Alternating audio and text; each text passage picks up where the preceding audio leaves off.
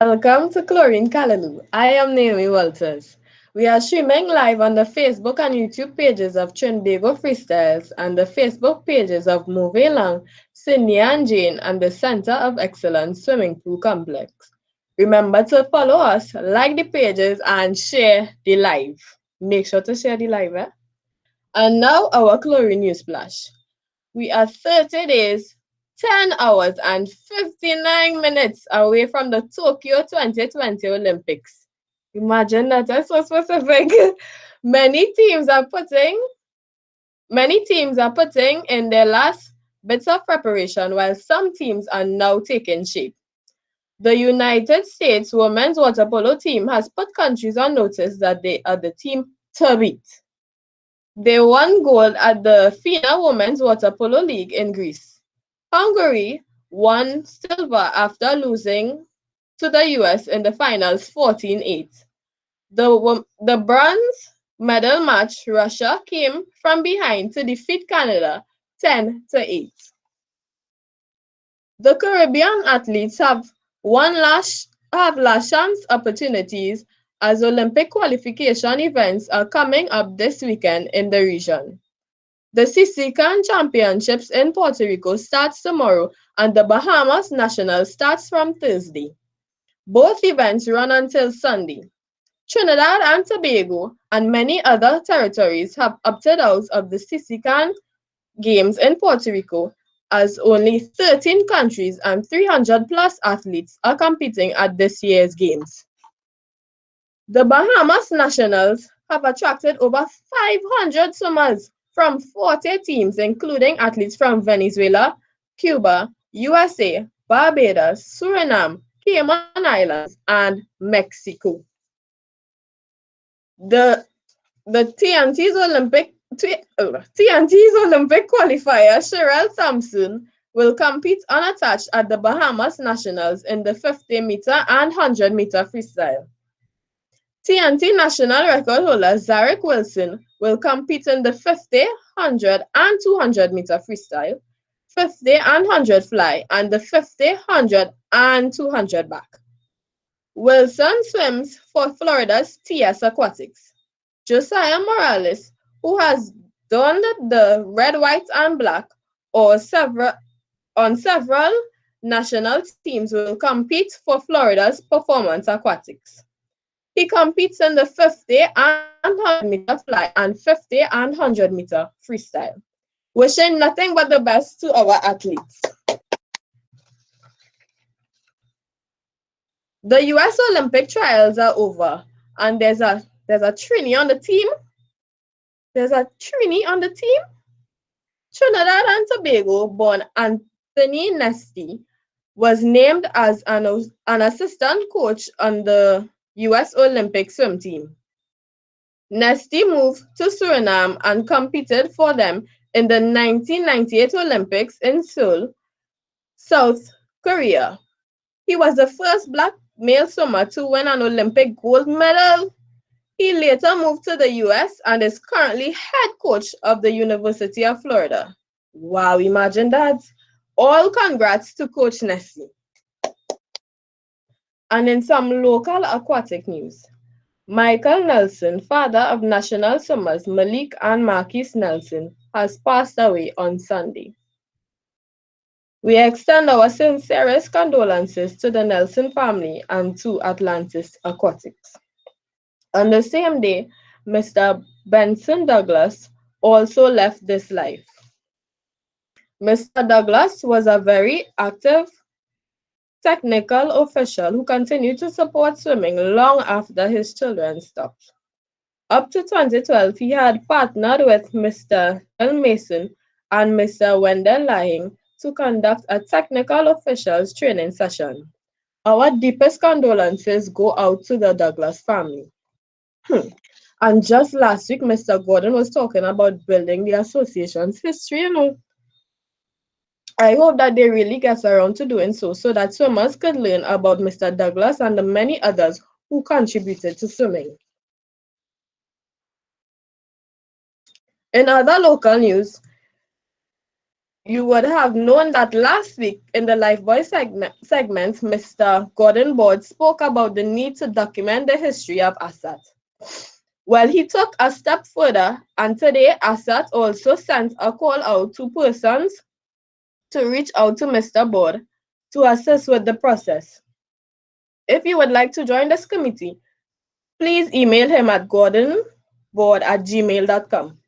That is GORDONBORDE@gmail.com. In Chlorine Callaloo News up next, we have an exciting program for you. As always, we have an exciting program for you. 81-year-old aqua aerobics participant Nazmoon Emirates is going to be featured as our chlorine champion. ChillaxCin is going to feature content creator Jules, and in the Lifebuoy segment, we feature TNT's first and only Youth Olympic gold medalist, Christian Homer. Let's find out why he never tried to go to the Senior Olympics. Up next, we have coaches Yav, Asia, and Rocky in our Coaches Connection segment. Before I leave, I'd like to wish National Summer Nikolai Blackman a happy 16th birthday. Do we say sweet 16 for boys? I don't even know, but happy birthday, Nikolai. That's it for me. I am Naomi Walters. Enjoy and stay safe.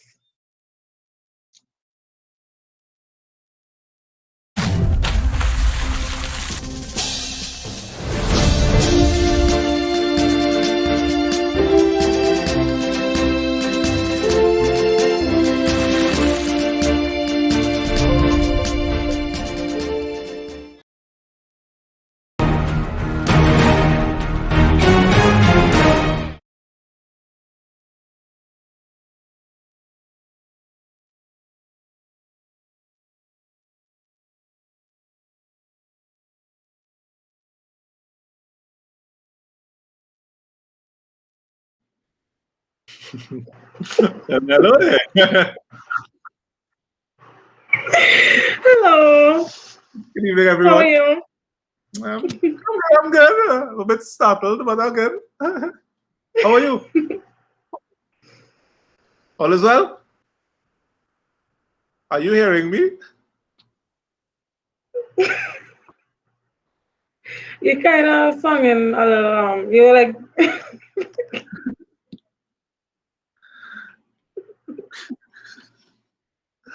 No, hello. you're singing. Okay, you're singing better now. Okay. Yeah, so good evening, everyone. Unfortunately, Coach Yavi couldn't be here.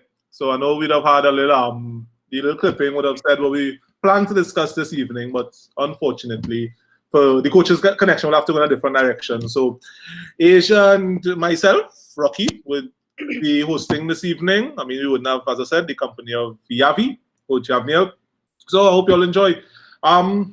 Asia, anything you want to discuss in particular this evening?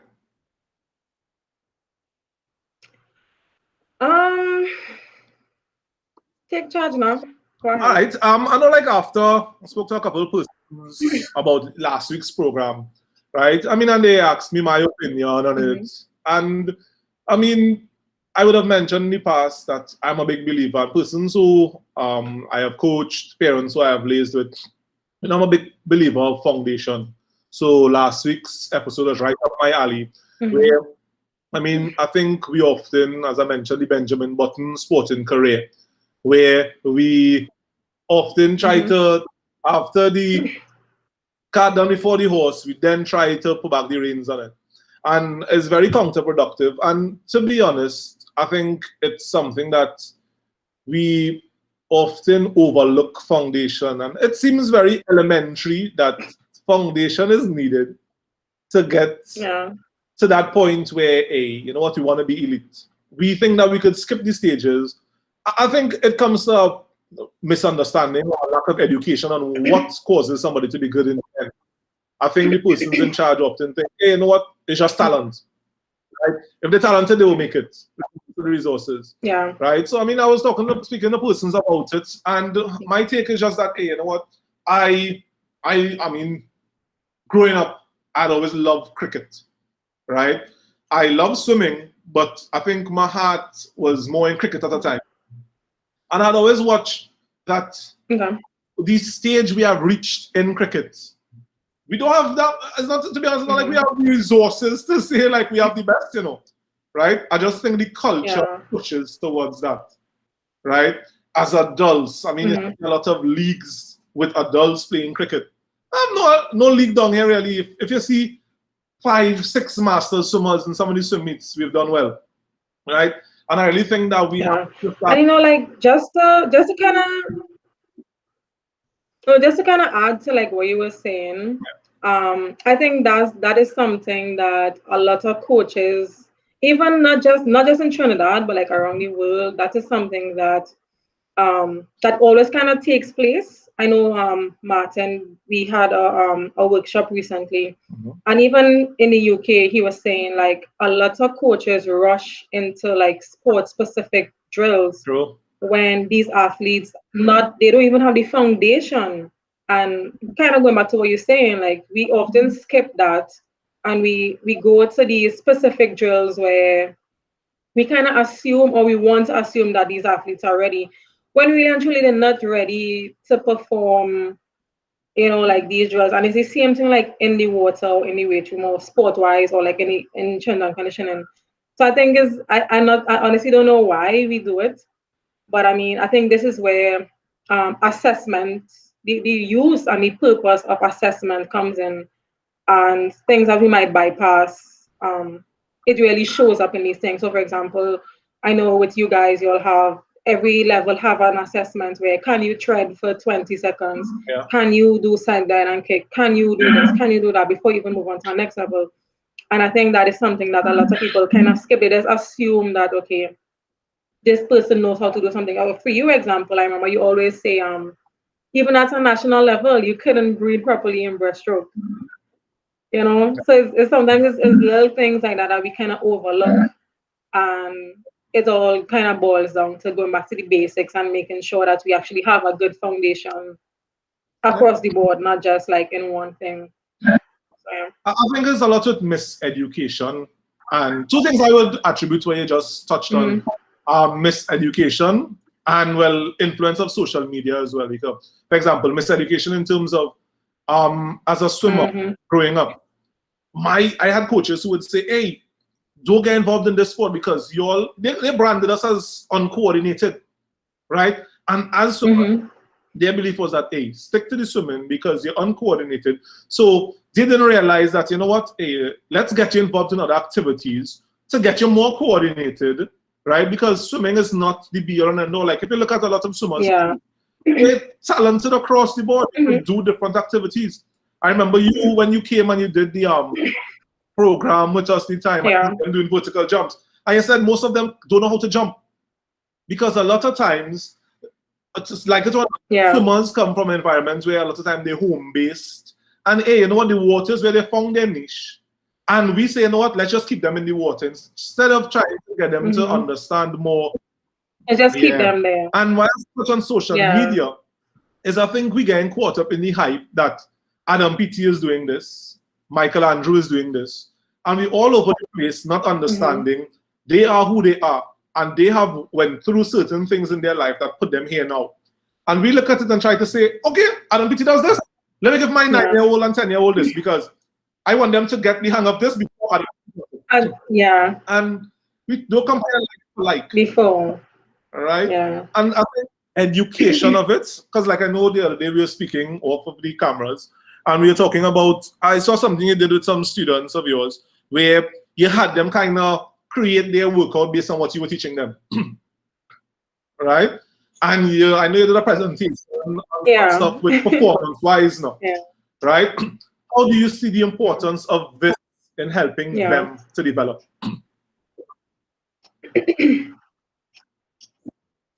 So in terms of like managing, so the presentation was on the management of athletes and then creating a performance environment. And I honestly tried to stay away from like the science part of it because I think coaching is it's big on the human aspect. Like you need to be able to connect with your athletes if you want to get the best out of them. And it comes a point where the athletes, like in creating that performance environment and having them buy into your program and having them open up to you and trust you more, it comes where they get to where you encourage their ideas. Now the thing is you have to know when to do it. So like for example, our first session, I couldn't ask the athletes, okay, to tell me something about training because first they are kids and they may not have been exposed to training prior. So I don't know their knowledge background. But now as I check certain things off, like for example, I told you now when I say the drills to warm up, they know what to do. They're already moving towards the ground if they're gonna do I's, Y's, and T's. They know what the world's greatest stretch is. So now I know that okay, these kids they know what's going on, they're paying attention. So now I could ask them for ideas. Now, am I gonna take their entire idea? No, I'm not gonna do that. But I just want to see, okay, where these kids are at, stuff like that. And I actually looked at his program and it was actually very good. It was a very decent program, something that, like it was well balanced. Like it had a push, a pull, and a core in every single set. And I told him, tomorrow, please go, that we're going to do his program. So now what I'm doing is encouraging him, motivating him, and just getting that leadership out of him to actually like think about, okay, what am I going to do? Stepping up, making them a little braver than they were before, kind of getting them to come out of the shells and just kind of create an environment where they are able to open up and talk and stuff like that. I think that is something that a lot of coaches don't do, and maybe that's why we don't see a lot of buy-in with our athletes, because we cannot keep them in the dark when it comes to not programming but their program overall. And I think we miss a lot of athletes because now we don't even know why these athletes are training. So we always assume that okay, a swimmer has to go to the competitive level or they have to go to that national level. But sometimes maybe there's a child that wants to learn how to swim like me. Maybe they just they don't want to compete. And I think as coaches we push them in that direction, and then we want to know, okay, why they dropping out? Why they burning out? But then we never had these conversations with them prior to find out, okay, what motivates them? Why are they even in swimming? What is their goal? And I think going back to the same point you made earlier, like we're going from the back to the front, where we do these things after we run into problems. Now you want to ask the athletes, okay, why are you training? What is your purpose? What is your goal?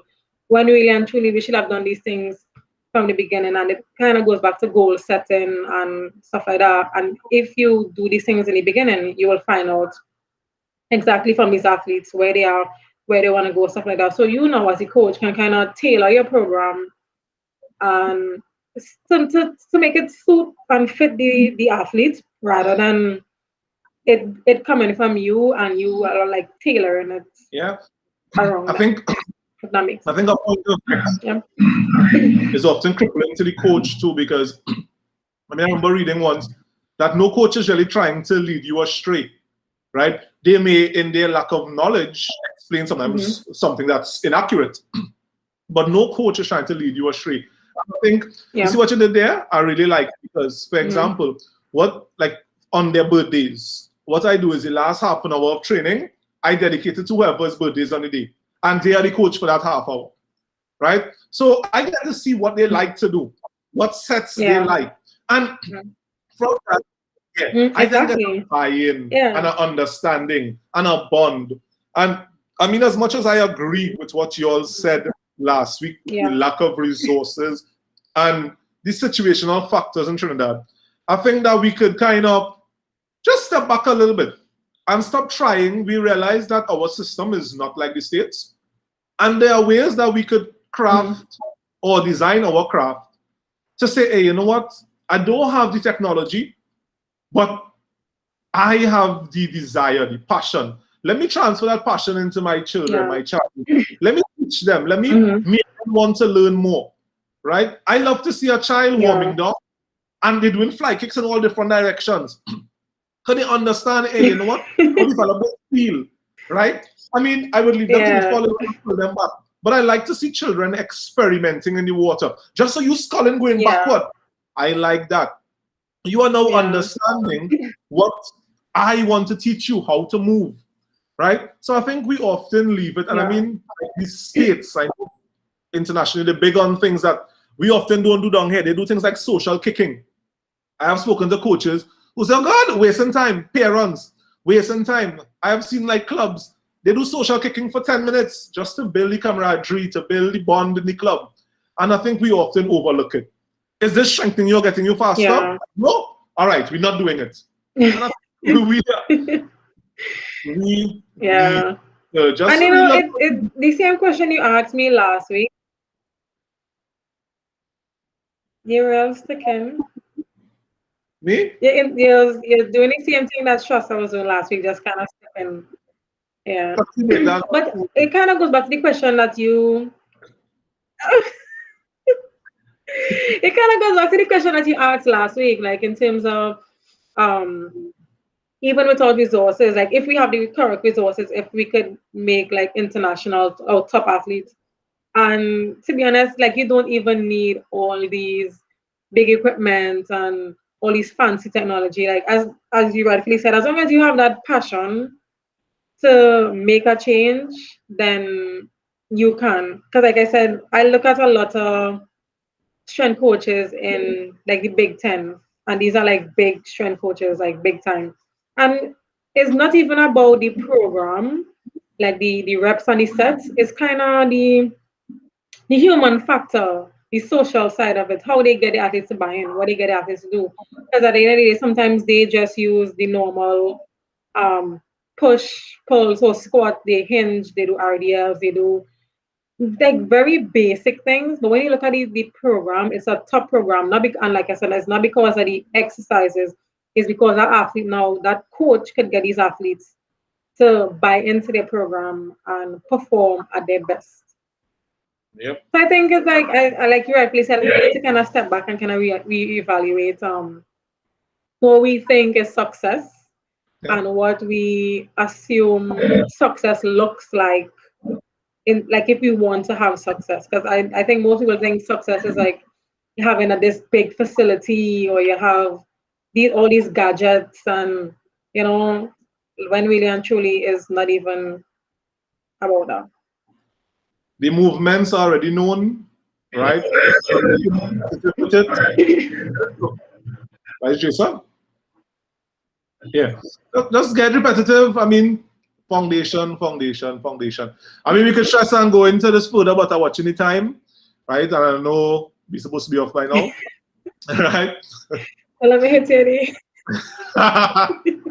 But yeah, so I don't know if you have any closing remarks, but I know up next is, I mean, I see her personally, she trains at our facility, a bundle of joy, somebody who has been through a lot. And if you talk to her and you watch her move, you'll never think so. Always just loving, always. Good night, Nasmund, if you're hearing me, right? I mean, somebody who I really look up to and admire, right? So, I mean, this has been Coaches Connection. And by Asia and myself, Rocky, we want to thank you all for tuning in tonight. Yeah. I mean, up next, you all have a packed program. Thank so you guys. Toodles.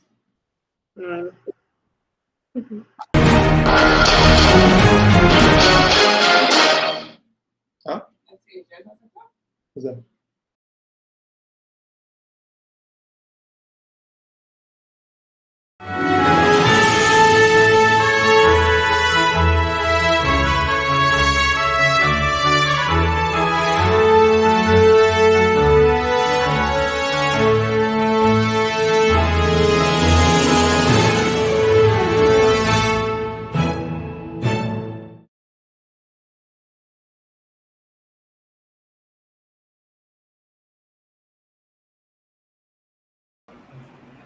Good evening and welcome to Chlorine Champions.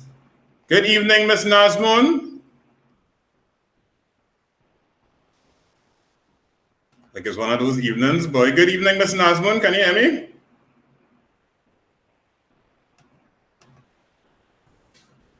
Yeah, you all hear me? Hi, Miss Nasmund. Good evening. In New York.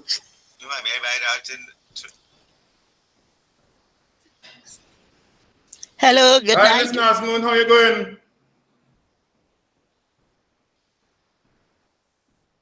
I'm okay. And how are you going? I am very well, thank you. So this is Miss Nazmoon Emrit. I know her from coming and do aqua aerobics by the Center of Excellence Swimming Pool. And this segment is sponsored by Visualize. Miss Nazmoon, you know I used to wear glasses? First time I see you in it. I'm telling you. So how have you been going? How are you going? Well, I'm going all right, but I'm missing you. You're missing me. I'm missing you too. Yes, I'm missing you. All right, so yeah. Tell everybody why you got involved in doing aqua aerobics. What you said? Why did you get involved in aqua aerobics? Oh, well, I had my left knee had got damaged. Right. So when I went to the doctor told me I have to do knee replacement. Right. But due to the knee replacement through my heart, I could not do it. Right. So then they recommend me to the pool. Right. So this is my 6th year in the pool. Right. And I enjoy the pool a lot. I have a lot of pain, but when I go into the water, there is no pain. No pain, no pain. When I comes out back, it's pain again. But I enjoy everything. I'm with all my friends and also with you, Jason. With me? Yeah. I does not know when you're vexed from when you're not vexed. That's true. Like you're trying to take over the comedy section. So I enjoy the pool a lot. Right now I'm missing it. I'm missing it because, and I feel my body, I feel active when I reach home. And I do what I had to do. But now since with it closed down and whatnot, we're hoping for the best for it to open back. We just praying and hoping for the best. So for me to go back to the pool. Nazmoon, nearer to the end, before we lock down, how you used to get to reach by the pool? I know you wanted to go, but not everybody wanted you to go. Well, sometimes Jerry will drop me, sometimes Dexter will drop me, and that is how I used to reach to the pool because I cannot walk from home to the pool. You cannot walk from home to the pool. No, but then I walk with a cane. So when I come to the pool, when I come there, I go to the shower. Then from the shower, I walk to the pool. When I walk right to the pool here, I put on my cane and I go down the 4 steps. I go down and go into the water. You forget something, though. Where the noodle? Well, yes, with my noodle. Sorry. Right. Yeah, right. And I enjoy because I'm very short. I cannot touch the bottom. So I use my noodle and I follow up the instructor. All what he said to do, I'll do. And then when to come out back, well, the instructor have to help me come up the steps. And then I take up my noodle, go back to the shower, then change and wait for when one of my boys come to take me up. And so, you have some people who are afraid of the pool. What you want to tell those people who are afraid to come and do aqua aerobics or to do aqua aerobics? Well, Jason, to tell you the real truth, I encourage a lot of them. Right. Even up to my daughter, I encourage a lot of them to come to the pool. And we all are lovely people in the pool. We all are friends. We are lovely people. We enjoy the pool. We follow up with what the instructor said to do and what not. Miss Nazmoon, you don't be talking in the pool too? Yes, of course. But follow up exercise. Of course, we talk. But then we follow up what the instructor said to do and what not. And I does all my exercise. Even with the dumbbell, I do my exercise. Even with my noodle.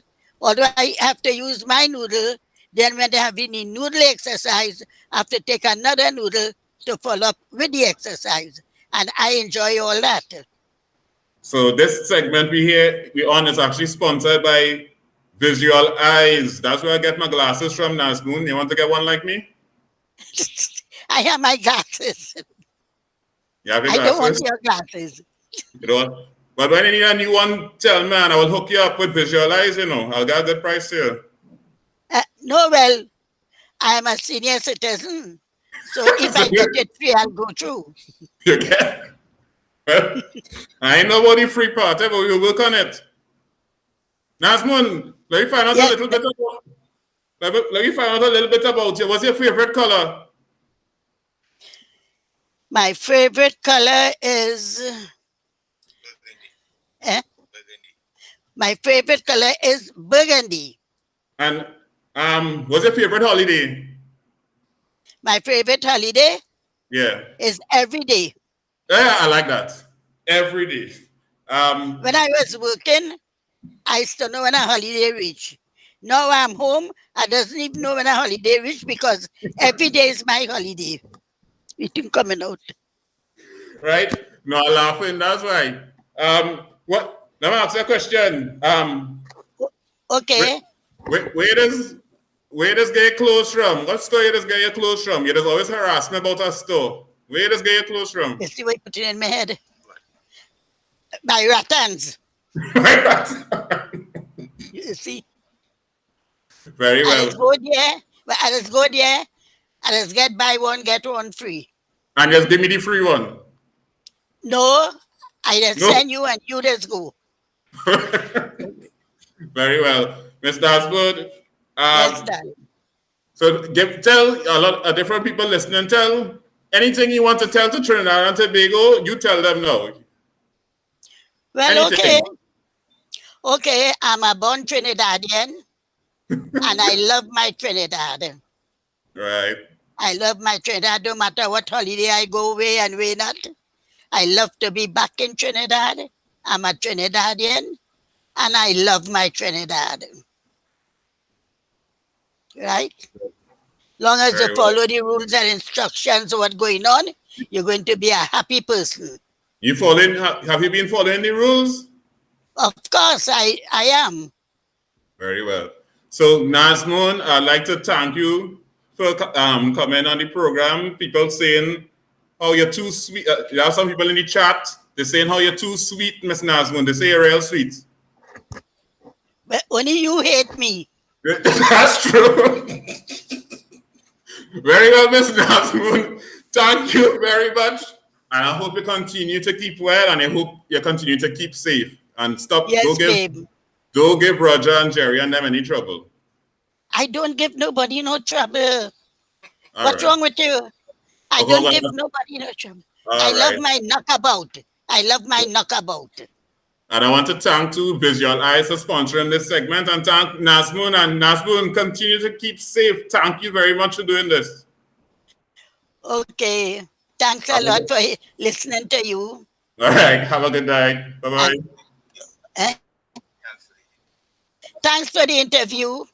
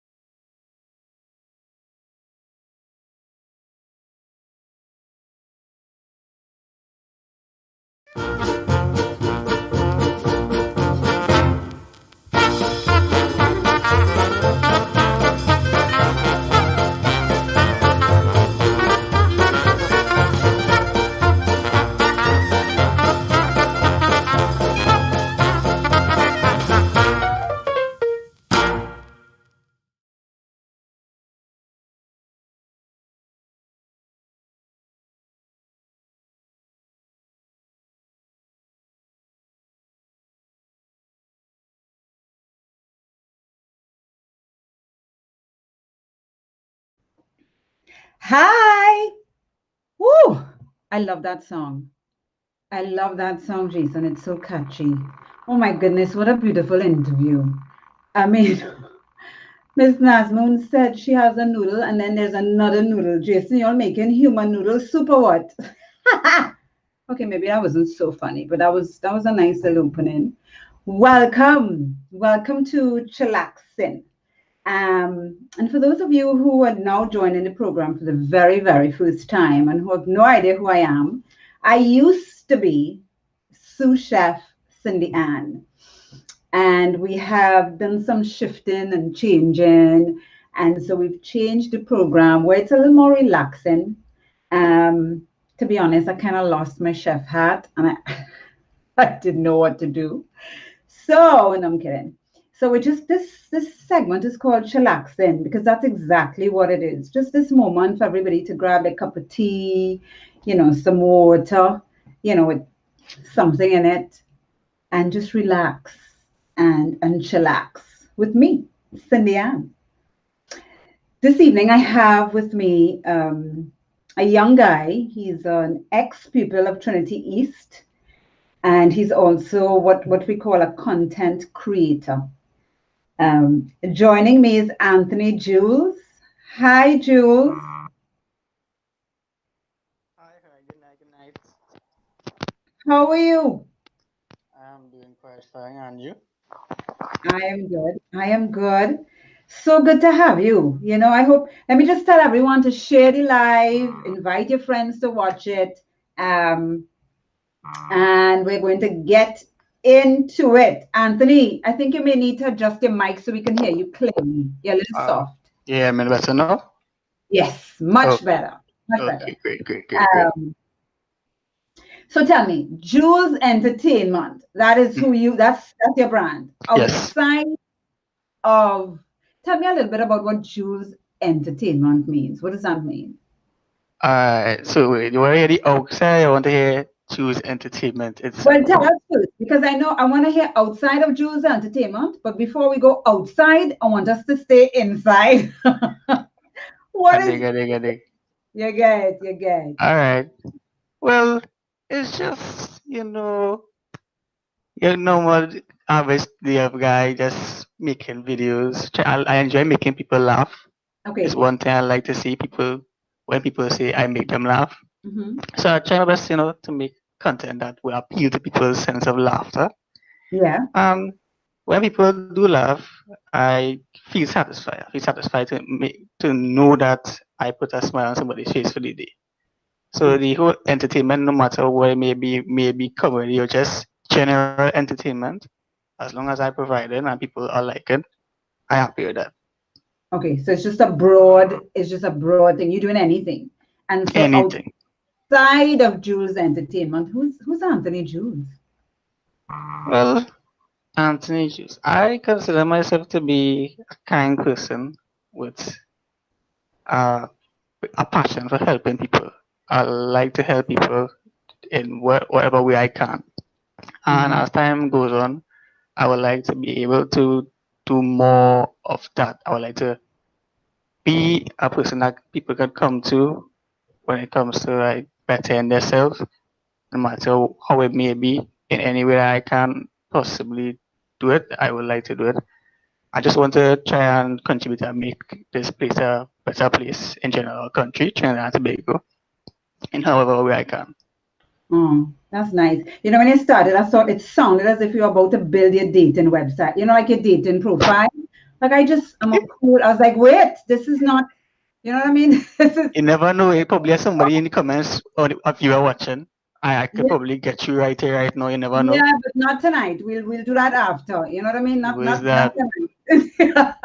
So you consider yourself a content creator, right? Mm-hmm. What does that mean exactly? What does that mean? Creating content. Go into it a little bit for me. All right, content creator. Content is stuff.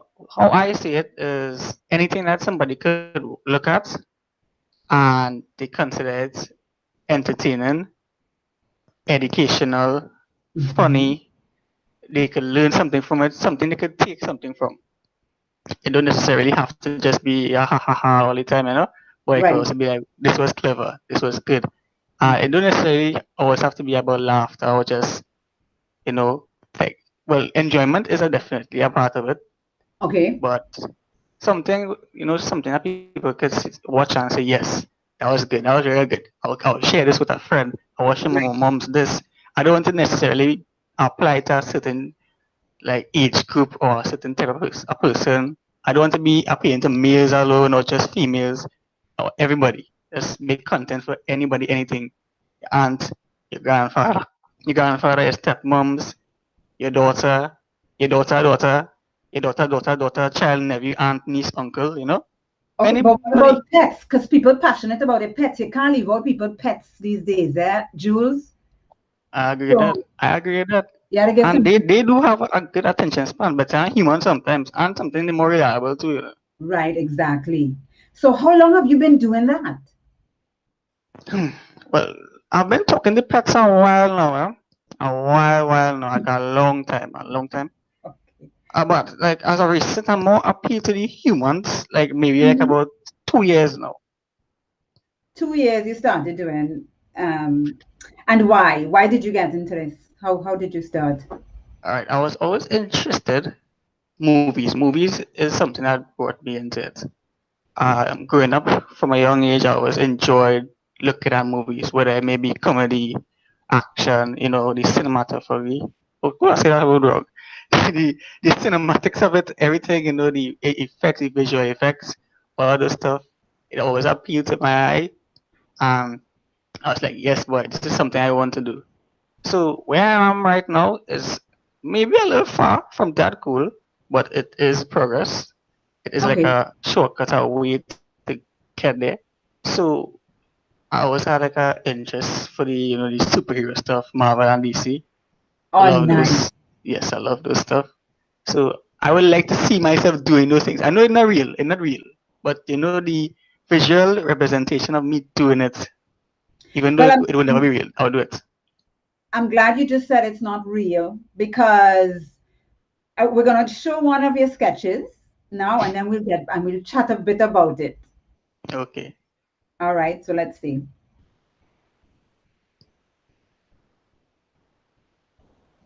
And we are smart, educated Trinidadians will not take that vaccine.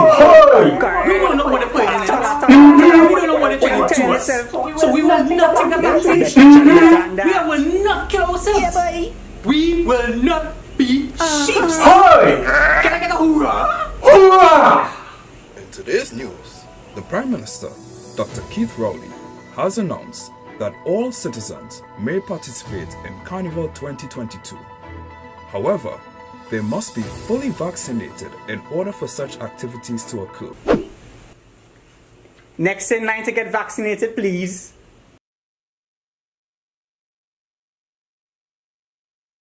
Oh, that was so on point. Listen.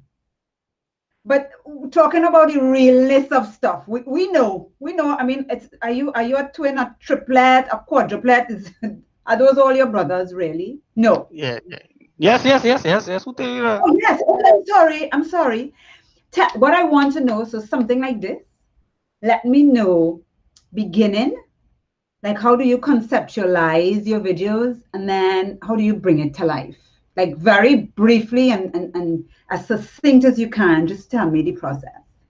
All right. Well, I would just think about ideas, things that are relevant right now, things that are going on. So vaccine. What is something everybody missing right now? Carnival. So it's like bait. Why you get the rat to come to get the cheese to go in the trap? The cheese was carnival. Mm-hmm. And the trap is the vaccine in a way. So we learn them with carnival. And all the Chinese will come now. I ain't calling Chinese rats, I just saying. I ain't calling Chinese the rats. I'm not gonna say be very careful, But that's how we will lead them in. It's like a exchange of that kind of relations. Barter.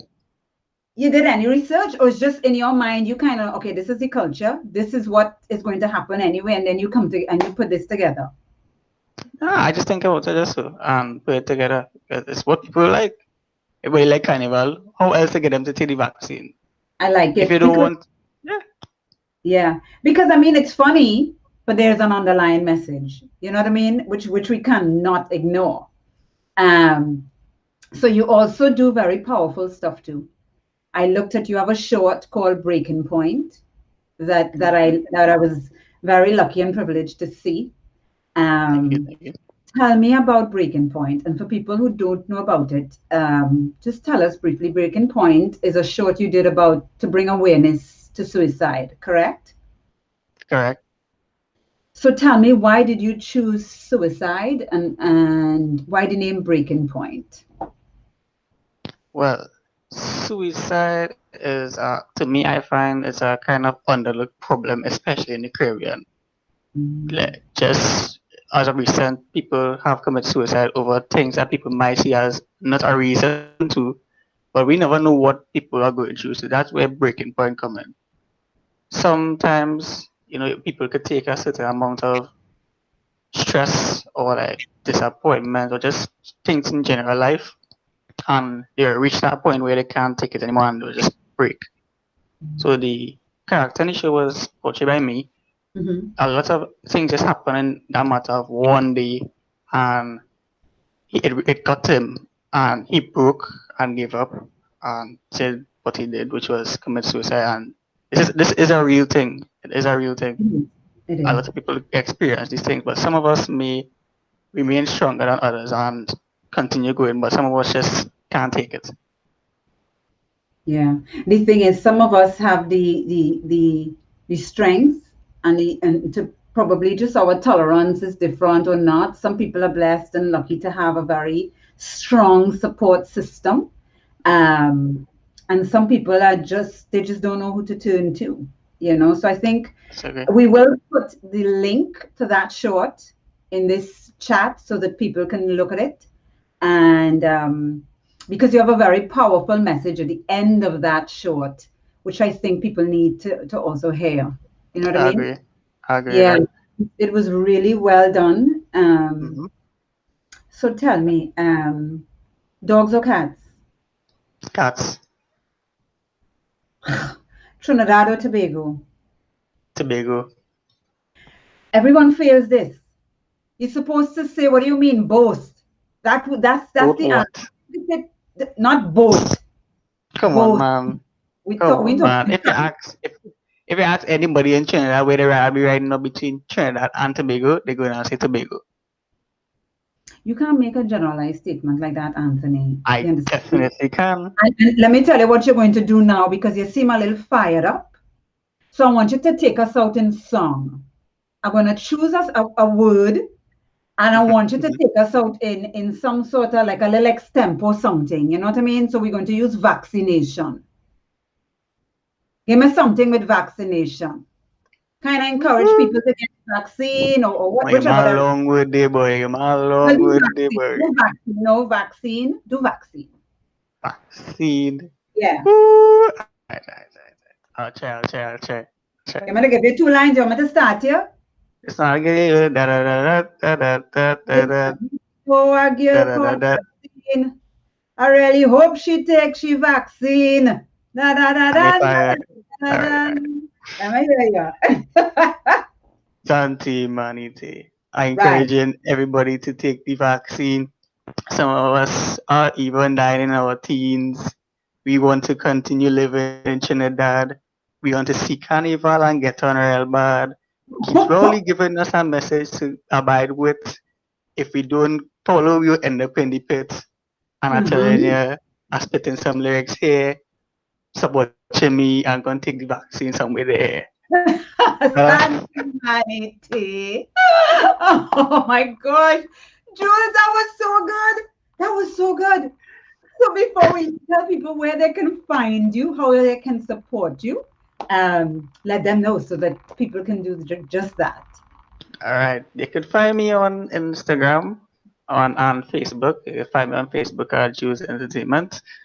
Instagram is JUU.LLES, just Jules. You will see everything else once you reach there. On YouTube, it's Jules, just Jules.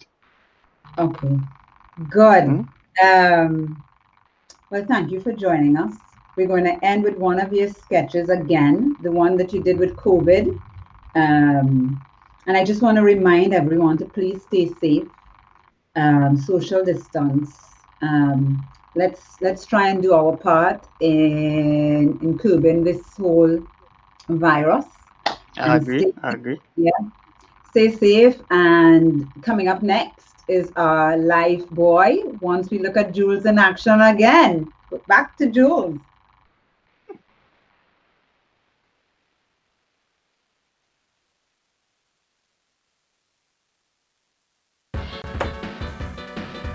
Are you ready?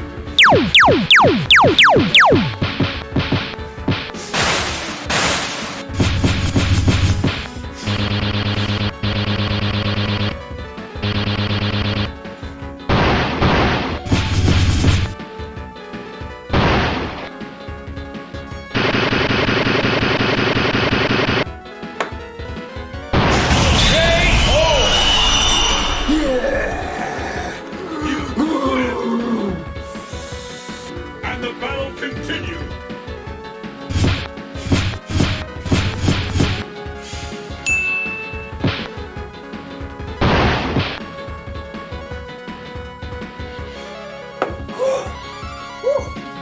It's too easy, but hey.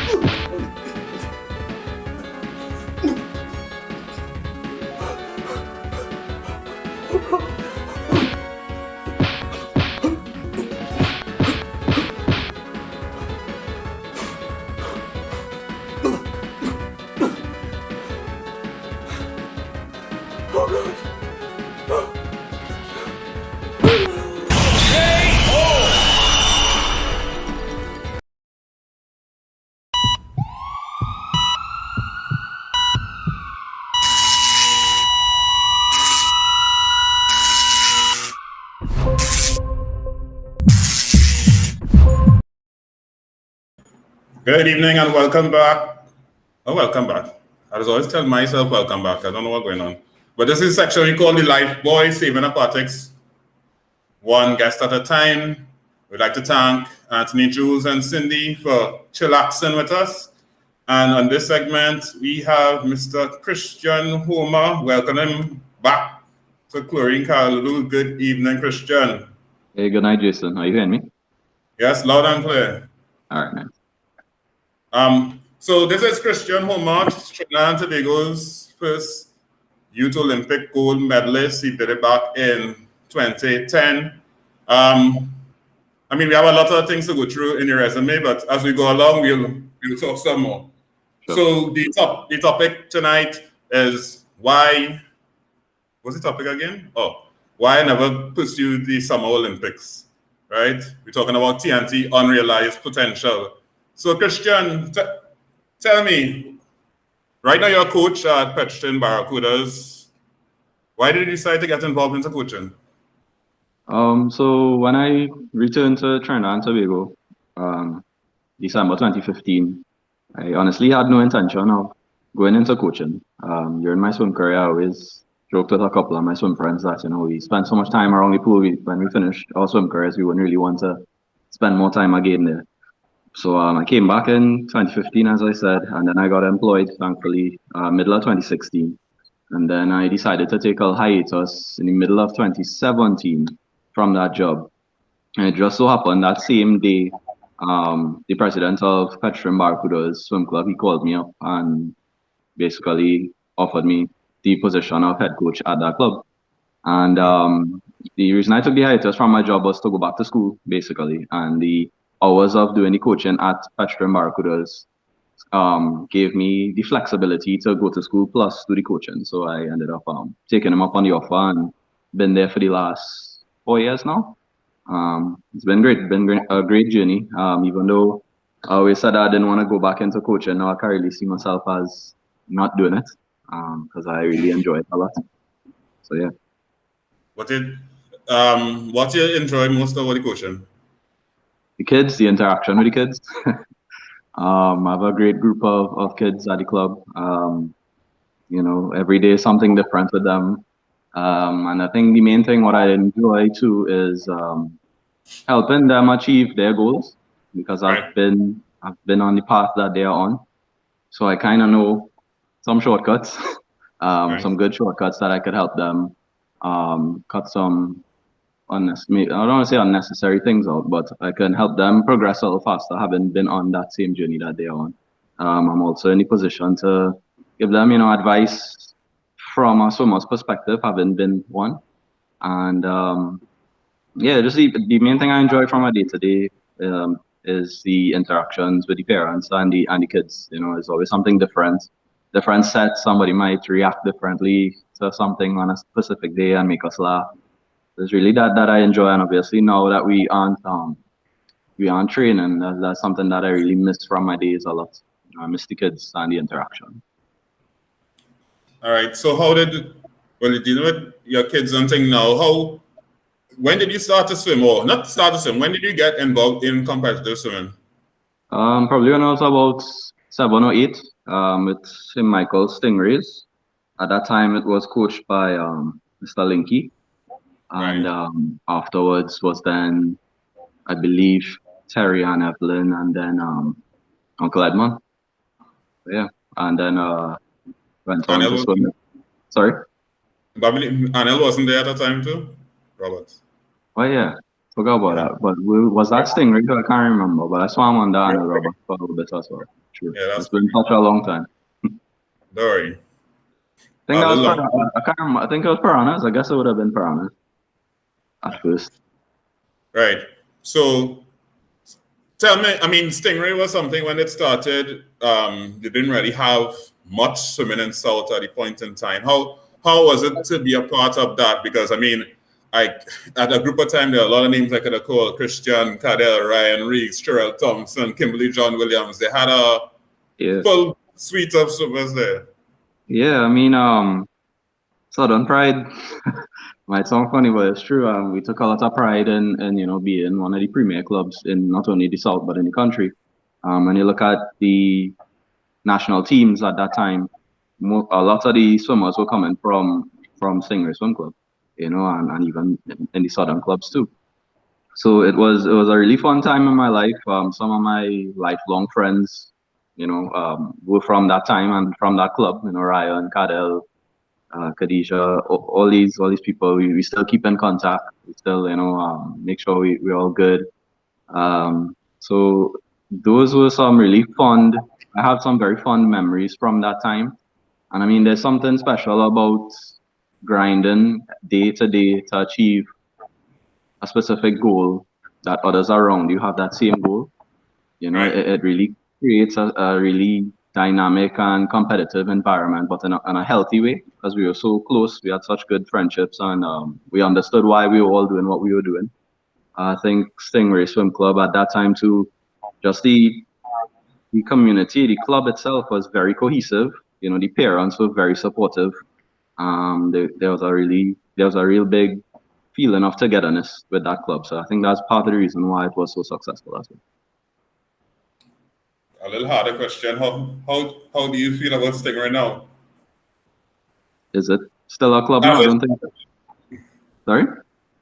Well, I mean, they're not on the national stage anymore. I mean, from something that has, you know, produced so many swimmers on a consistent basis until like now. Yeah, I'm not even sure if Stingray is operational right now. But I guess it's a little unfortunate, I guess, because I mean, if we had continuation within the club, it could have possibly still been very vibrant and have continued churning out swimmers.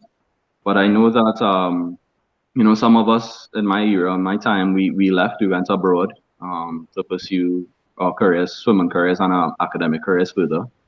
And I feel like maybe that had a part to play in maybe the club not continuing. I'm not sure what ultimately caused the ending of the club or the cessation of the club continuing. But I do know that a lot of us, because we were doing well, you know, we took the opportunity to further our careers abroad. So I know after Stingray, I think you may have moved on to, before we move on to Blue Dolphins, how you remember that first national record you broke? No. That have been too long ago. I don't know. You know, I feel like you know. No, I don't know either. That's why I asked you. Well, I don't know. Well, how? I mean, I know I have an idea of how you feel about records now, but how you felt, going through the process, because honestly, there was a time that every time Christian Homer hit the water, you thought a record was going to happen. I mean, it had certain exceptions, very few exceptions to the rule, but he was going to give you a good swim. So, how did you transition from Christian now starting to learn? Well, now starting the competitive swimming to be this just breaking records on a regular? Honestly, hard work. I was not, and even up till the end of my career, was not one of the most talented swimmers in the group, but I think I had a very good work ethic. I understood what it took to achieve what I wanted to achieve. I had a very good support group, tight inner circle with my family and friends, who were very supportive of what I was trying to accomplish.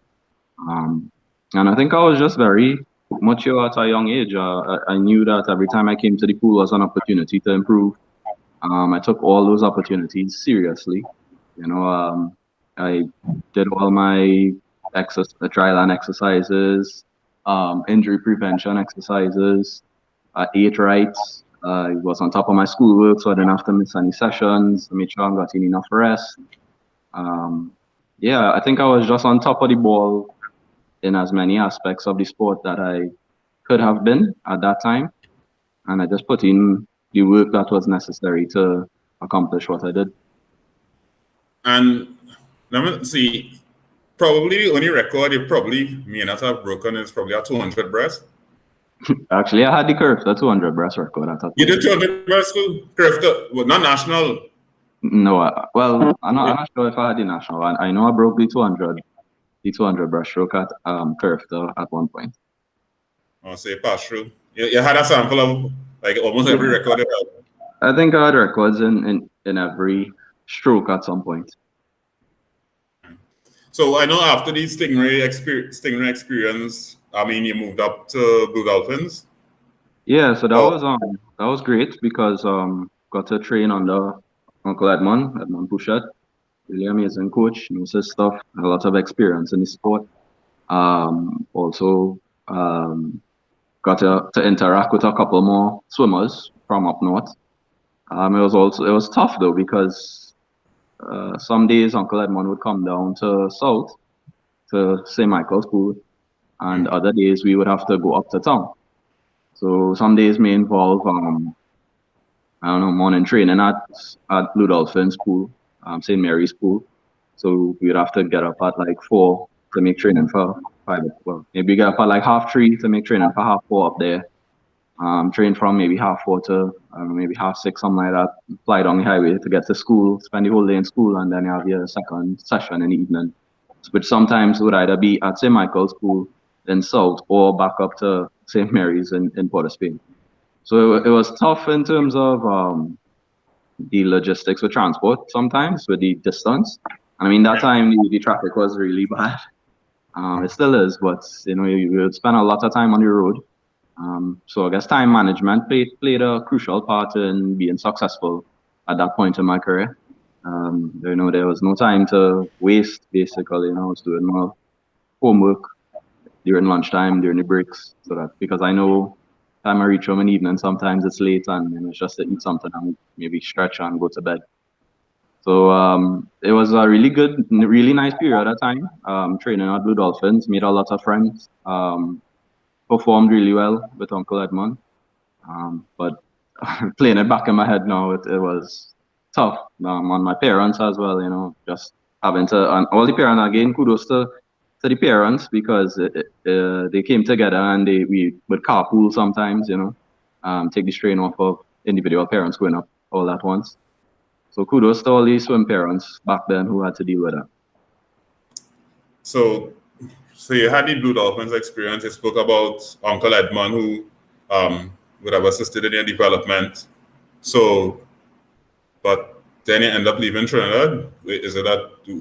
What was the reason for? If you felt that you had good coaching here, what was the reason you felt you need to go?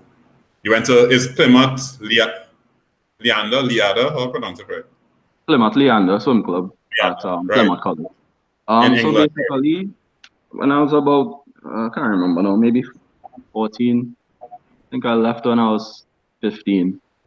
So when I got to, at the end of like maybe 10 or 14 age group, I guess I just realized that I wanted to have more competition, more exposure to higher level competition, I guess, on a more frequent basis. Not that the competition down here wasn't stiff, it was, and I had really good competition in Cadell and Ryan and those guys and Walter. But I wanted more, I needed the exposure. I understood what I wanted to achieve, which at that time was going to the Olympic Games. And I kind of knew that I needed to be exposed to more racing. So at that point, me and my parents, we started to look for opportunities outside of Trinidad and Tobago. And initially, actually, we were looking at the Bowl School in Jacksonville, Florida, which was at that point was one of the premier, and still is, one of the premier high school programs in the States. And it so happened that I went to World Youth Championships in Monterrey, Mexico, I believe, when I was about 14, and I ended up bouncing into John Rudd, who was the head coach at Plymouth Leander Swim Club in England, in Plymouth. Right. And he saw my performance, he was impressed, and he just happened to bounce into me and my mom. My mom happened to be the manager of that team, and she was there at the meet in Mexico. And he spoke with us, and he said he's interested in offering me a partial scholarship to train, to come across to England to train with their program and go to school at their high school. And we looked at it, and it was more feasible to go to England than the States, ironically, because of the scholarship that I was offered, and I took the opportunity. And I have no regrets about it. It was an amazing experience, different, very difficult, because I left my parents' house when I was 15 years old, and had to grow up fast, had to deal with a lot of issues, social issues and stuff over there. So it was tough as a youth being there. But in terms of my academics, school was amazing. They provided everything you needed to succeed. And the swim program was unbelievable, really good program. The setup was really beautiful in that the school actually had a boarding house that they had international swimmers. So I was one of those swimmers boarding at the boarding house, and there was transport provided between the house and the school and to the pool, and there was the meals taken care of, etc. So it was a really nice program. And I also was able to form a lot of good friendships with the other international swimmers. We had swimmers from Germany, Spain, all over the UK. South Africa. Had a lot of friends there.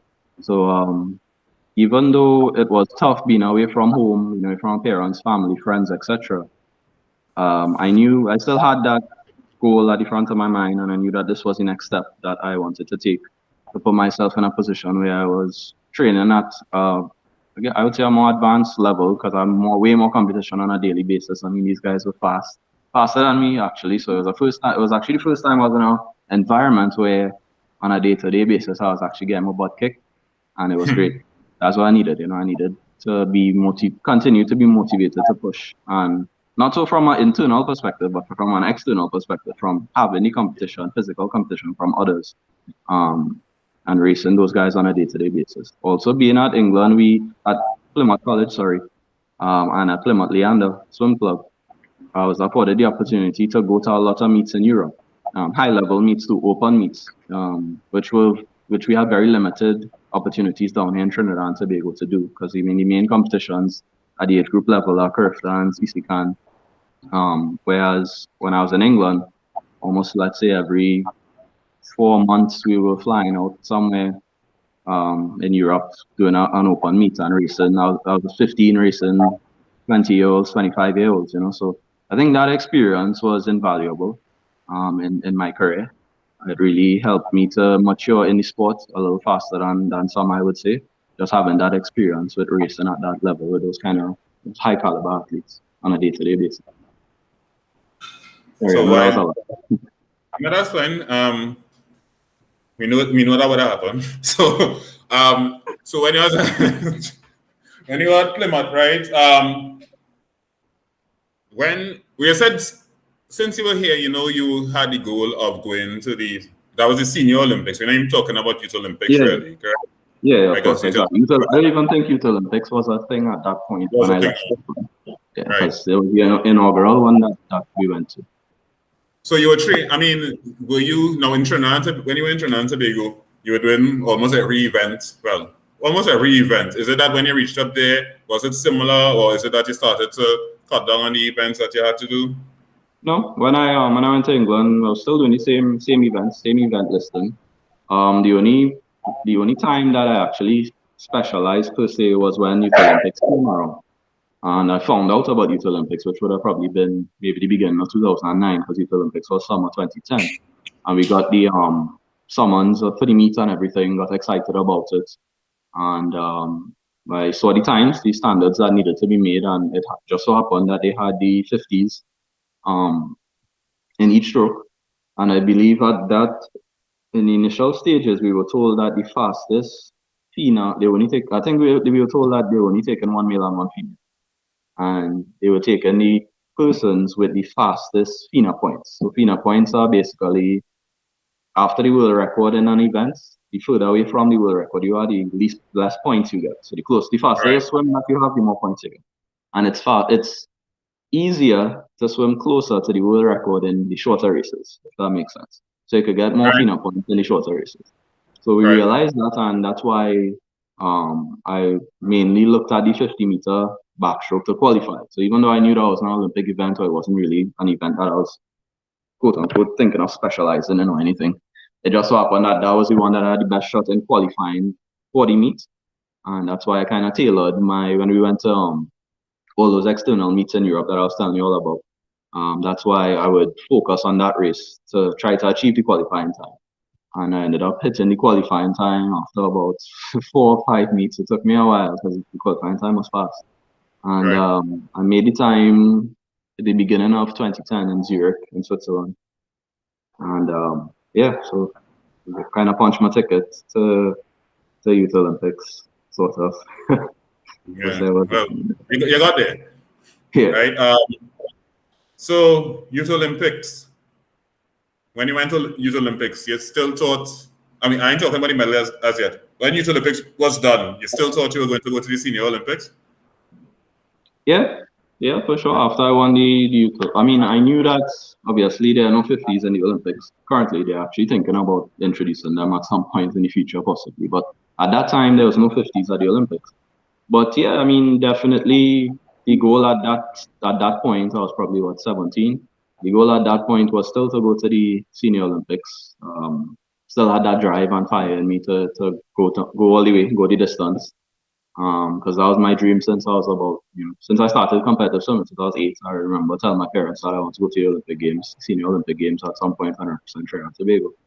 So having had the experience in Singapore winning the race Youth Olympic 50-meter backstroke, kind of not validated, but it gave me a little bit of fire again to continue on and keep pressing, keep pushing towards the ultimate goal. All right, so you got to England, you went on to get your YOG gold, and how was the achievement? How was it knowing that you were the first one to do it?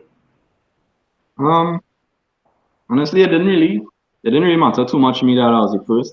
I mean, at that point, I was elated, obviously, and happy that I was able to represent Trinidad and Tobago at that level and come away with the gold medal. That was a high point, obviously, in my swim, one of the high points in my swim career. But in terms of me being the first Youth Olympic gold medalist, as the games kind of went by and I got past it, I started to want others to obviously come up behind me and achieve same, or strive to achieve same or do better. I know Deronn went and did really well when it was his turn at YOG. I think he got Was it a silver and 2 bronze or something like that? Like 2 medals or 3 medals, which was excellent. You know, so as I got older, obviously I knew some of the younger kids behind me, and we had some really good ones. We still have some really good ones coming up. And it's always about how is the sport progressing, and what are we doing to ensure that we are moving forward as a nation and assisting those kids in achieving what we know we can. So after the YOG, that momentous occasion, I mean, eventually you decided to move from, first of all, were you looking at the 2012 Olympics? Because that happened in 2010. Were you looking at the 2012 Summer Olympics? Yeah, for sure. I was looking at it, but at the same time, I guess leading on to what you were going to say, obviously I wrote my Form 6 exams, GCEs, in 2011. So summer of 2011, I graduated high school, and I knew that I didn't want to stay in England. I knew that I wanted to go to the States and continue pursuing my swim career and my academics there. So me and my parents again, started researching places, and I knew that the University of Florida in Gainesville was a really great program. They were continuously, placing in the top 10, top 5 in the NCAA championships, which is the collegiate level competition. So it was a great school. It was in Florida, close to home, or closer to home, I should say. And so yeah, that was my first choice. And then it so happened again. I mean, I was very lucky throughout my career that I ended up bouncing off these people. But I was in right after Youth Olympics, I went to the Commonwealth Games in India. That same year, 2010. Right. And I ended up meeting Anthony Nesty. He's actually Trinidadian born. He's Suriname's first and only gold medalist in swimming, 100-meter butterfly. Amazing guy. He actually just got appointed to the USA swim team as a coach, which was amazing. Yeah, we talk about it on our Chlorine News Splash. Nice. Right. So I ended up meeting him in India. So he was there. And I just happened to see him, and I never spoke with him before, and something just told me go and introduce myself. Right.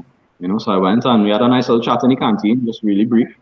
And he told me, if anything, just hit him an email after the meet, and we could chat further on maybe some opportunities and whatever. And took it to heart, and I did. I spoke with him, I emailed him, and we conversed and had conversations about where I was looking to go to college in the States, and I told him hell US, because I knew of other Caribbean swimmers who went there and had a lot of success. Rudy and Debola, the Fraser brothers. That's actually where Ryan Lochte was swimming at the time, So it's a big program, and I wanted to be a part of that and, get as much as I could out of that environment. And so continued conversing with Nesty, and actually at the end of 2011, I moved from England and I went to the States. I went to Jacksonville, Florida, and same bowls. I trained at bowls for 6 months under Sergio Lopez. And it's actually kind of funny now looking back at it, because for that 6 months I trained with Joseph Schoolin, who was the 2016 100-meter butterfly champion. I swam with Ryan Murphy, who is one of the best backstrokers in the world right now, actually world record holder. And I swam with Caleb Dressler, who is obviously one of the best swimmers in the world right now. So it was kind of cool to be a part of that program, get the coaching from Sergio and Jason Callaloo, who was Caleb's coach. And it was kind of like a stepping stone towards going to UF in January of 2012, right? So that's when I joined UF. I met Coach Greg Troy, amazing guy, one of the best coaches in the US, and in the world actually. And he offered me a spot, offered me a partial scholarship to the University of Florida, and obviously I took it. But you went to college. You went to the college in the January of 2012. But what I was asking is, were you at all at the time considering Olympics 2012? Yeah. When you went. Yeah. So I mean, I was, but then obviously just starting college, I had a lot of settling in to do, a lot of acclimatizing to the program, because obviously program at UF is a tough one, really challenging program. So it took a lot to acclimatize myself to, one, being in a university setting academically, and two, being in a university setting athletically, and at such a high level program. So I think I was thinking about qualifying, but I didn't. I didn't really push as hard as I could have probably in terms of going to the meets to qualify over there. I was kind of more focusing on just settling into the team and settling into university and all of that. So I was thinking about it prior, but once I got to UF, I think my priority may have not necessarily changed a bit, but I was just a little bit preoccupied with settling into college life. And I didn't necessarily put myself in the best position to qualify for the Olympics by going to as many meets as maybe was necessary. So you make that transition into college. Let me answer this question. At what point were you fully aware about what made you faster?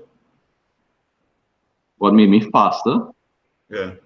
At what point, like, understand the science behind it, etc.? That's an interesting question. I think you're talking about when I was in university or throughout my whole career? In general, and throughout your whole career, at what point did you know? When I was very young, probably when I 9, 10, maybe. I just understood the dynamics of training. I understood what it took to be at the top. I understood that nothing comes easy. Everything comes with hard work, and what you put in is what you're gonna get out. There's nothing is truer than that. So I think just having that understanding, and as I said, I was very, very much mature at a young age. So I knew what had to be done and how it had to be done to get certain results. I think that's honestly one of the biggest things that helped me succeed in my career. So, right, so 2012, we already figure out now that, all right, well, you're not going to try for the Olympics. I mean, you're settling down into college, etc. Yeah. So, guessing, okay, 2012 Olympics pass, you're going to start to look to 2016, correct? Yeah, correct, yeah. No? Yeah, at the beginning of college, yes. But honestly, when I got to UF, I mean, even when I was in England, to be honest, I started to realize, again, what it took to get, not internally what it took to get to go where I wanted to go, but externally what it might take in terms of the support from outside, or external support, right? So when I went to England, facilities were miles ahead of what we had in Trinidad and Tobago, right? The access to professionals, whether it be dietitians, nutritionists, etc., they were way more accessible in England. And also, some of my teammates, as I mentioned, were international, and we were about the same level, same speed and stuff. So we were going to similar meets. And I realized that they were getting financial assistance, significant financial assistance from their home countries. Even the UK kids were getting their stipends, or monthly stipends or quarterly stipends from their governing bodies. And meanwhile, I wasn't getting anything. So what I was getting was nothing compared to what they were getting. So before you go there, I want to make it clear: you did receive some during some part of your career. You did receive financial support. Yeah, I did. So I got assistance through the elite athlete funding. I think it was maybe half twice. So not the full amount that they were given back then, but I believe I got half twice. But at that time, I was obviously in England. I had to pay tuition, pay flights, pay for board and all that. So I mean that just got sucked up really fast. Which I mean it helped obviously, but to see the amount of assistance that the other kids were getting, it was great for them. I was happy for them, but also in my mind I was like, how am I supposed to, it was like I was at a kind of disadvantage almost, And then more so when I went to college at UF. So I mean UF had everything under the sun you needed to be successful. The academic advisors, nutritionists, dietitians, weights coach, masseuse, strength and conditioning coach, dryland coach, swim coaches, everything, right? And when I was there, it hit me that why can't Trinidad and Tobago be like this as well? Why? Basically, the athletic department in UF, I always hoped that Trinidad and Tobago could have something similar to that, where athletes from all different sports could just have somewhere where they're going to, and any assistance you need, it's there. So we had a whole massive building just for athletes, and there you have access to any professional that you need. Psychiatrists, academic advisors, I mentioned, tutoring, anything you need was there. So I understood at that point, again, the external side of things, what other athletes were being afforded and what athletes back home or here in Trinidad and Tobago were kind of missing out on, you know. So that kind of played a big part in kind of opening my eyes to understand the level at which sport should be in terms of the technology and the resources that should be available or should be made available to elite athletes. And that was and still is unfortunately lacking severely down here compared to outside. So that obviously played a little part in my decision to more, I honestly, at that point when I hit UF and after the London Olympics, I kind of honestly felt like I wanted to put more effort into representing my school than Trinidad and Tobago. I know that might sound strange or bad, but it's the truth. And I mean, I'm just being open and honest because I mean, they were honestly taking care of me. They were helping me. I had a partial school there, so I was able to access all those resources. They were taking care of me. They were giving me an education. Meanwhile, you know, at that point at college, I wasn't getting any assistance from Trinidad and Tobago. So I kind of internally, I believe, if I remember correctly, if I play back in my head, I kind of switched and made a decision. You know what? I'm gonna swim for my school, represent my school, and even up to this day, I'm a true Gator alumni. Like, there's something different about representing your college. Serious pride, just being a part of that program, and I think that's part of it too. You know, the atmosphere. I mean, they create the perfect atmosphere and environment for you to succeed, and you buy into that 100%. And I guess not having that from Trinidad and Tobago was unfortunate from my perspective. And yeah, I think that's one of the reasons why I wasn't really focused too much on swimming long course meets and stuff like that anymore, because for example, long course meets, for those who don't know, the long course meets would be the ones that I would need to swim to qualify for the Olympics. I wasn't really even focusing on those because I was more interested in swimming for my school, representing my school and my teammates and my team and coaches, you know. So yeah, that's basically it. So basically, by say like your second year of college, you knew that the Olympic dream was just a dream.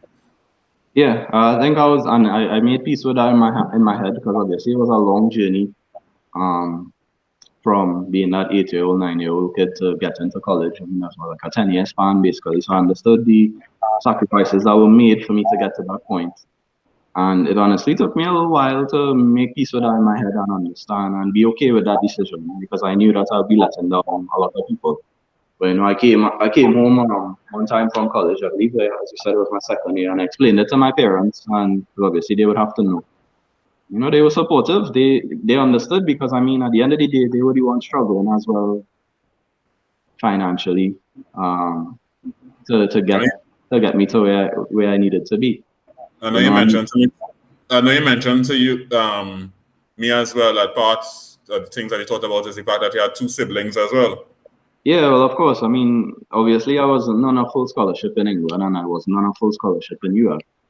And I mean, just to give people a little idea, you have to graduate with 120 credits at UF, and I was on like a 50% score for most of my university career, and it's $1,000 a credit. So do the math. All right, so it's 50% of basically 120 by 1,000. So it's a lot of money and time and energy and sacrifice that my parents would have had to put in, you know, to get me through college. And prior to that, they were also having to put out a lot in England. And as you mentioned, yeah, I have 2 siblings and behind me, and I had to take that into consideration as well, because I knew how long the road was that my parents were toiling, and you know, seeing them when I was back home doing fundraisers, beating the pavement when I had to go to meets. And it's unfortunate because it was just a lack of financial support, honestly, to assist in getting us to where we need to go, you know. Because it's all fine and dandy when, you know, you win. So for instance, when I when I won the Youth Olympic gold medal, it's great that, you know, you get the recognition, you meet people and they want to shake your hand and stuff, but that I appreciate that. But how are you how are you gonna assist me in getting to the next step, you know? I can't use your handshakes and congratulation messages to really propel me forward. And now these days they're telling you to even shake hands, so you see you don't even have Right. a hand. Yeah, so that was very tough understanding, because again I understood from a very young age what it took financially to do what I was doing. You know, even just my normal fees, my swim fees on a monthly basis were significant. You know, supplements, swim gear. You know, it was tough. It was tough knowing that in the back of my head, and that actually used to kind of fuel me. That was part of the reason why I pushed for so long, because I didn't want to let down anybody or let anybody's sacrifices be in vain. So making that decision of knowing beforehand that I wasn't gonna pursue going to the Olympics, and make no mistake, if I wanted to go to the Olympics, I honestly think I could have made the qualifying times, but at that point I just didn't see the point. I had no real drive to put my parents through another year, because what happened is I graduated at the end of 2015, December 2015, and and my scholarship ended at NCAA's of 2015, which was in March of 2015. So I would have had to pay my full way for basically a year and a half until Rio 2016, which would have been in August or July 2016. So a year and a half I would have had to pay accommodation, foods, supplements, all the professional visits to nutritionists, dietitians, everything. So I had no scholarship. Again, my scholarship was over. You only get 4 years of paid scholarship. So I knew how much money it would have taken for that year and a half, and I didn't want to put that strain again on my family, especially knowing that they really didn't have the full 100% zeal and drive, if that makes sense. So I decided to end my swim career after university, and I have no regrets about that. None at all. Was very fulfilled with those 4 years at UF, 3 years at Plymouth, and then the years before that in Trinidad and Tobago. Met a lot of people, accomplished a lot, and thankful now that I could take those experiences and kind of assist the younger ones coming up. So how your main hindrance is finance? I would say so, yeah. So what would you like to see? I mean, we talked a lot, but what would you like to see done for elite athletes at the association level and probably at the national level? I think try to narrow it down to a few.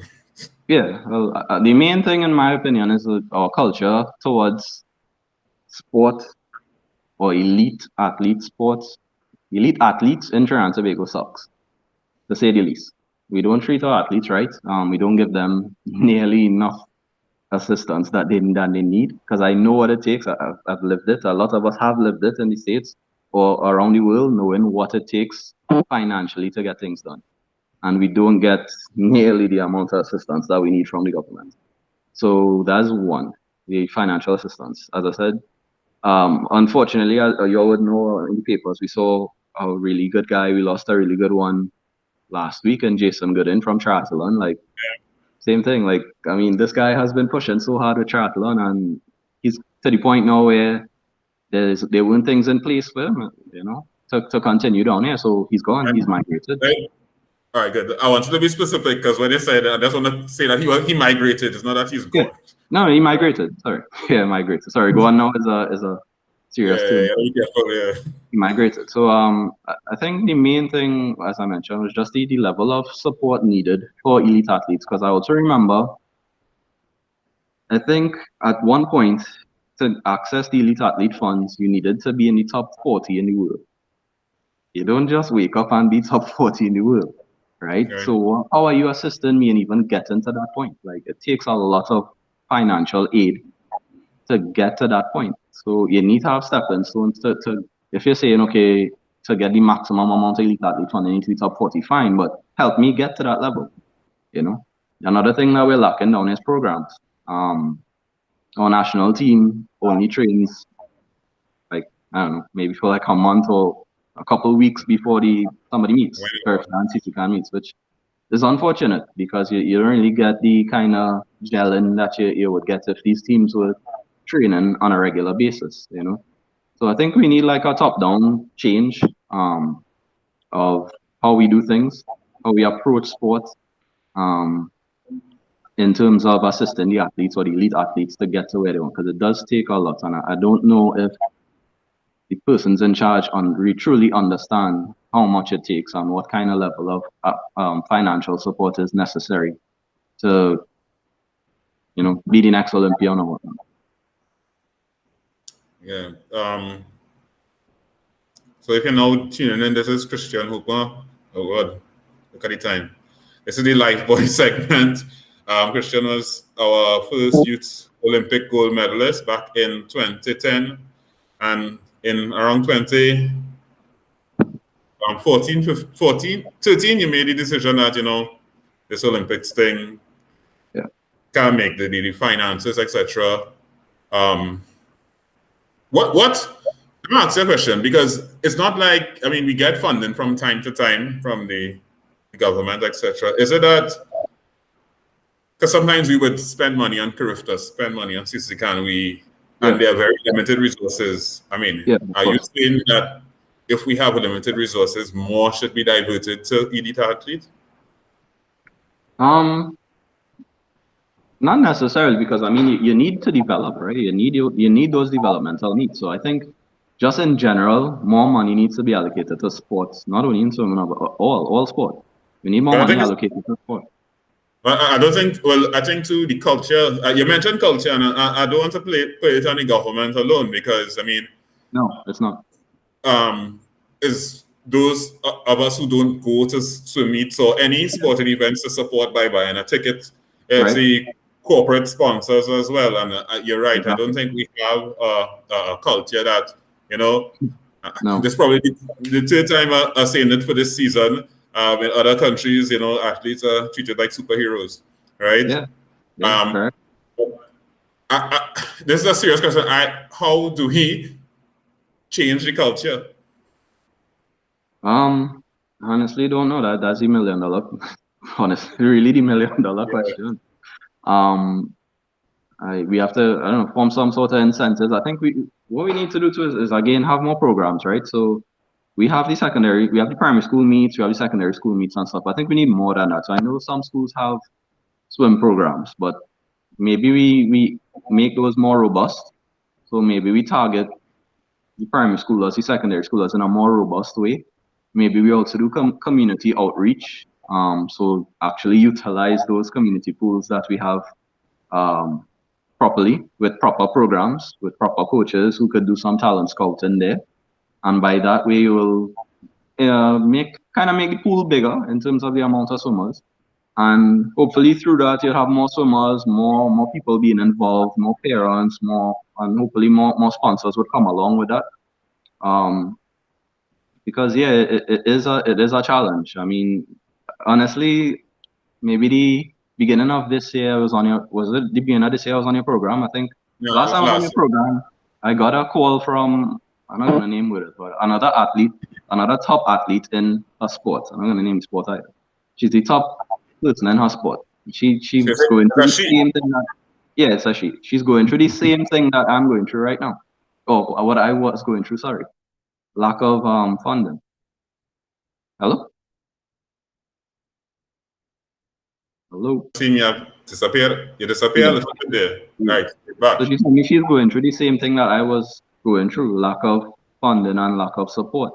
So it's not only a swimming thing, as we keep saying, it's a Trinidad and Tobago sport culture thing, you know, and a lack of financial support, whether it's from the government, sponsors, whoever, just a general lack of financial support. I mean, sport is not cheap. Some sports are cheaper than others, but in general, trying to be the top in your sport is not cheap. There's a lot of moving parts, a lot of things needed, and that comes with a lot of financial needs, you know. And if the fund's not there, make your job hard. You know, you could have the best intentions to be the most talented person, but if the fund's not there to get you where you need to go, stuff. I mean, I could give you, while thinking about coming on the show, I remembered something when we went to Rome in 2009, I believe. World Championships. For some reason, we ended up going to the meet late. I don't know if it was a financial constraint. I'm not sure. We got to the meet late, right? And at the meet, just something that random, right? At the meet, they were giving out tech suits, right? This was at the height of tech suits, where when you swim, you want to have the best tech suit, right? First off, and I'm not complaining, I'm just drawing a reference.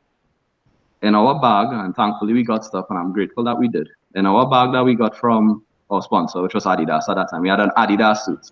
Nobody knew what an Adidas swimsuit was at that point in time, right? So it wasn't a good tech suit. We got that from the government, I assume, or sport company. When we got to the meet late, we found out that they were handing out suits at the meet. Each athlete got one free suit, and they had different brands, a lot of different brands, and limited amounts.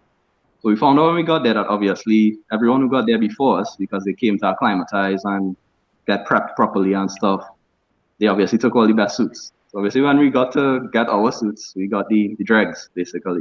You know, so we got the crappy suits. So there was just something that kind of stood out in my mind. You know, again, I don't know if it was a financial constraint or it was a poor planning on the part of the team management. I don't know, but it's just simple stuff like that too. Looking back is like, is not putting your athletes in a position to win, you know. First off, we got there late, so we have less time to acclimatize. We probably still jet lagged for the first couple of races.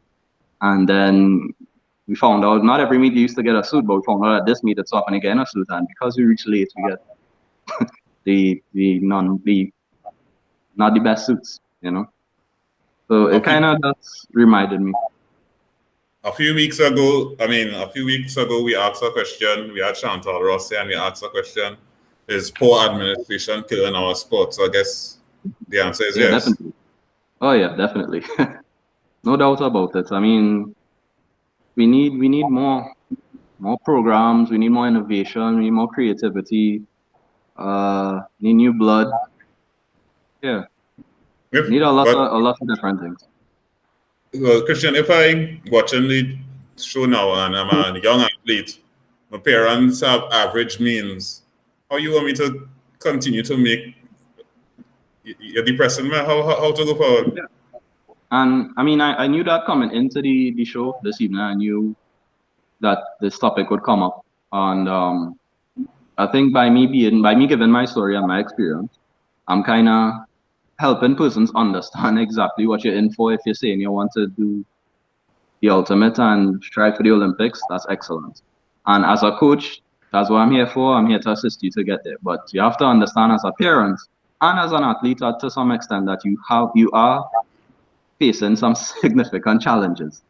And I think we spent some time just now outlining some of those challenges. So I know it is not an easy road. It's actually a steep, very steep uphill battle. With grease on the road. Yeah. So it's tough, but I mean, it is what it is. If swimming is the sport that you chose and you love and you're passionate about, just have to trust the process. I mean, my experience won't be everyone's experience, obviously. We're hoping that things will get better. You could always hope. I mean, unfortunately, I honestly haven't seen a change in the last 10 years since I've been swimming. So it's sad that there hasn't been that change. I haven't personally seen any progress in the sport, locally that is. So in terms of finances and support mechanisms and programs, so there needs to be a change, obviously. And I know it's daunting, and some of what I'm saying is scary. But I'm hoping that just by me giving my experience and being open and honest about what I went through and what is actually currently happening, that people could be more aware, probably help prepare themselves for the road ahead if they know what their kid wants, or if their kid is saying they want to go as far as they can go. Not easy. Be prepared. You think swimmer Christian will become Coach Christian, where at the end of the day you go say it and make no sense coaching in Trinidad and Tobago?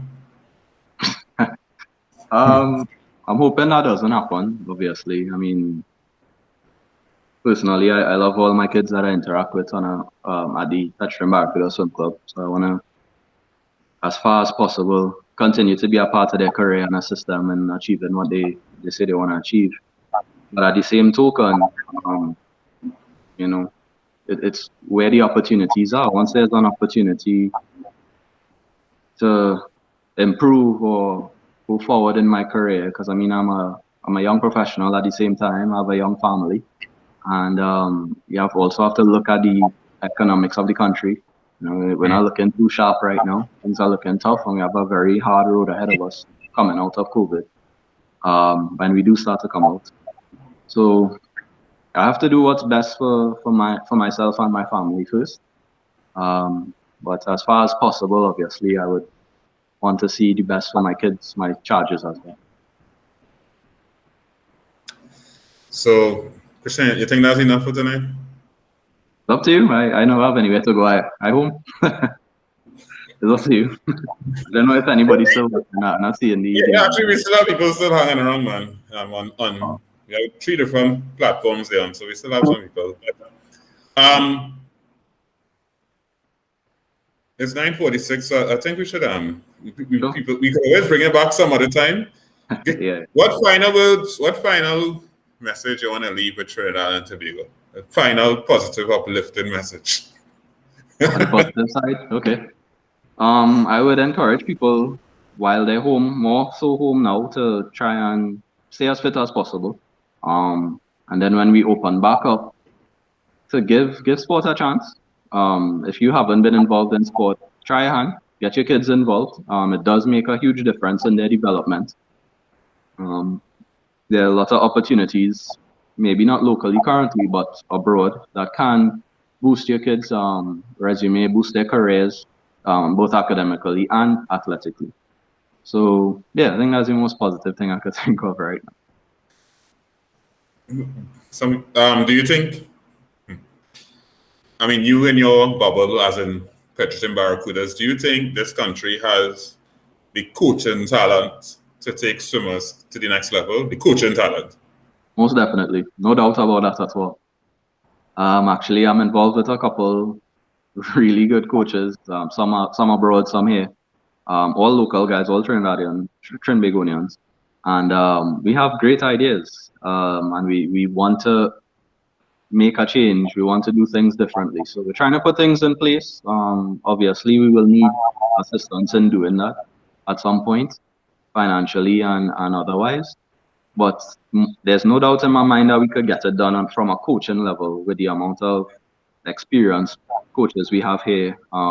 Not only older heads, but younger ones as well. We have a lot of experiences and youth and innovation and creativity to give to the sport.